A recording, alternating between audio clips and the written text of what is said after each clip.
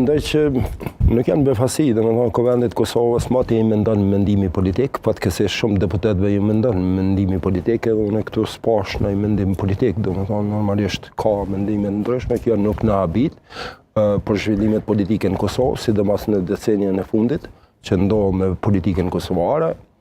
Tani problemi i krijimit të institucioneve do të thotë se konstruimin të institucioneve nuk duhet të reduktohet numra, edhe nuk është mirë të reduktohet numra. Kosova... Po megjithatë në këtë moment, zoti Kryeziu, gjithçka është përsëri tek numrat, është aritmetik. Nuk besoj. Deri këtu është dashur të mendohet për trajtim kështu të thellë politik. Por në këto momente, nëse duhet kryetari Kuvendit dhe qeveria, gjithçka është tek numrat. Kontekstin politik cilin jemi ne si shoqëri edhe Kosova ose i Kosovë, ka dëshmuar edhe 4 vjeçari i fundit që pa një qeverisje gjithëpërfshirëse, pa një qeverisje me bazë më të gjerë, që përfaqëson gjithë elektoratin edhe gjithë qytetarët e Kosovës ose në masë të madhe të Kosovës, mendoj se është një qeveri e brisht, e cila nuk mund të zhvillojë më të tjera as politikat e integrimit, as politikat rajonale ndërkombëtare, po as ato vendore. Kosova nga viti 2015 besoj që është një krizë të vazhdueshme, mungesë të një konsensusi politik edhe orientimit politik të vendit për zhvillimin e tij.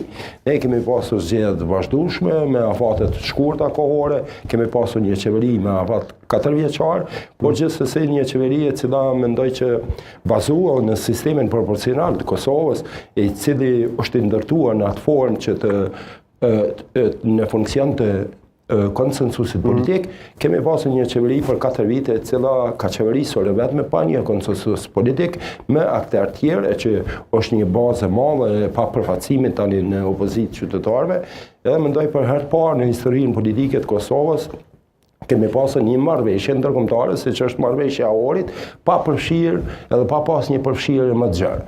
Mendoj që në rrugën që cilën jemi si shtet, për dallim prej shumë shteteve që kanë pavarësinë e tyre edhe funksionin e shtetit shumë më herë se sa Kosova, mendoj se Kosova është në një pozicion ku duhet të kemë më shumë mendim politik edhe konsensus politik se sa vetëm garantimi i numrave që mund të krijojë një qeveri. Konsensusin nuk kupton Kryeziu përpas Kuvendit që duhet konstituohet si një gjë procedurale dhe thelbësore, të kërkohet një akord më i madh, një koalicion më i madh, më i gjerë, ai bie kështu një farë bashkëpunimi më i madh politik i spektrit politik? Absolutisht po. Ne kemi pasur 2 momentume, domethënë të zhvillimit të politikës në Kosovë për vite të caktuara, kur kemi pas shumicën parlamentare ose qeveritare dhe kemi pas konsensus me opozitën në tematikat cilat janë zhvilluar në Kosovë, edhe në këto 4 vite të fundit nuk i kemi pas këtë rast, cilën i kemi pas më tutje, edhe unë besoj që rezultati zgjedhor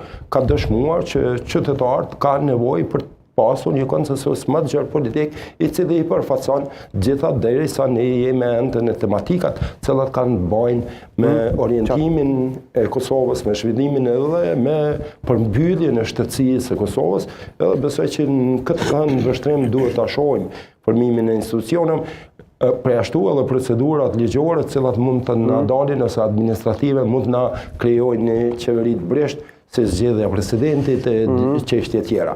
Po mendoj që nuk është ideja të krijojmë gjallë një numra sepse ajo nuk garanton një qeveri. Kosova si vjen një qeveri me më shumë numra, që i bie ta garantoj një qeveri stabile, tematike, edhe bashkë me të dhe ta gjej kërkesën për presidentin. Ndeku mes partive opozitare të cilat kanë qenë për 4 vite në opozitë dhe partijës në pushtet të cilat ka qenë, nuk është vetëm çështja e numrave. Nuk është çështja vetëm e fyri dhe fjalëve që kanë ndodhur në fushatat e fundit, por mendoj se është më shumë konceptual edhe politik drejt orientimit të vendit ose si duhet të shkojë.